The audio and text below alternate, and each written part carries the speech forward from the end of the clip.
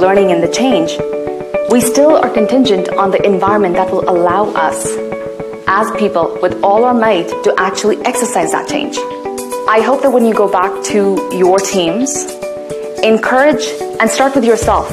See what the current situation says. People are talking, not talking, sharing, not sharing. Are they seeking that external knowledge? Are they sharing the knowledge? Do you have the processes? What does your situation tell you? The second thing I want to talk about is identifying and leveraging positive deviance. So in general, when you think about any data set or spread of people, large majority are in the middle. And then of course the 5% that will never, come on board. And then the eager ones who are doing really amazing. So the concept of positive deviance actually comes from community psychology and with research for malnutrition in children. And what researchers found is that in the same community, same amount of resources, some families have children that are thriving while everybody else is really suffering. So what they recognize is that at any given time, not everybody is failing or not everything is failing. Can you identify pockets of your organization or department where things are working? And then you seek out counsel from that group and make them the stars. So you shine a spotlight on them, giving them recognition for what they're doing, adopting the change. And then you seek strategies of what is it that they're doing, actual behaviors. And then you scale them for the rest of the organization. The good news is it's not coming from you, it's coming from the people. So when you have large change initiatives and multiple change initiatives, you want to have the most informed starting point. So a good place for us to start could be either those that are suffering the most or those learning from those that are doing really well.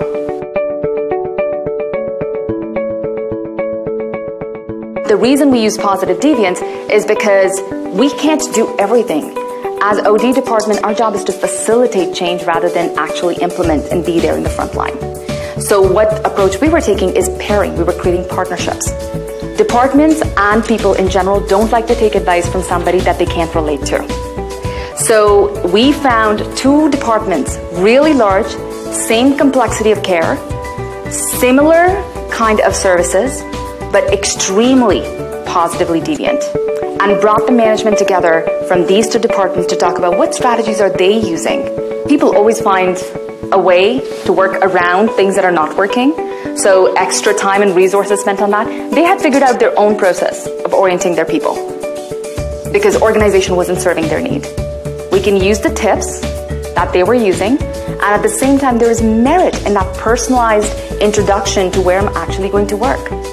So that exchange revealed a lot of insight. And we're hopeful that the next time the survey will be done, that the numbers should go up.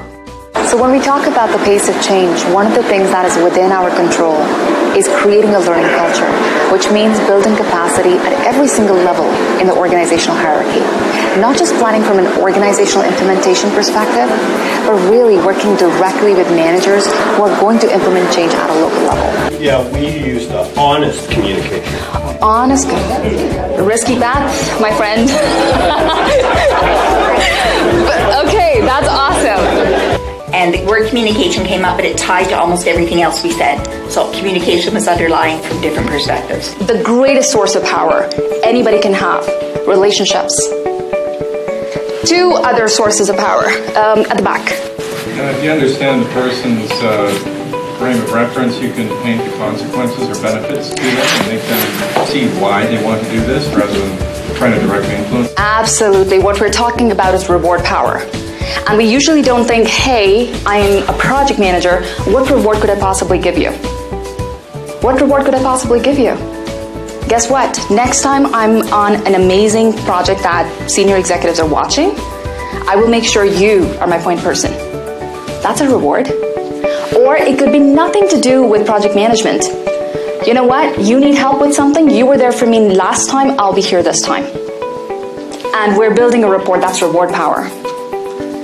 I hope that the next change initiative that you plan, you really bridge that gap between knowing and doing by adopting a systems approach that acknowledges both the person and the environment. And in doing so, build capacity at every single organizational level so that change can really stick.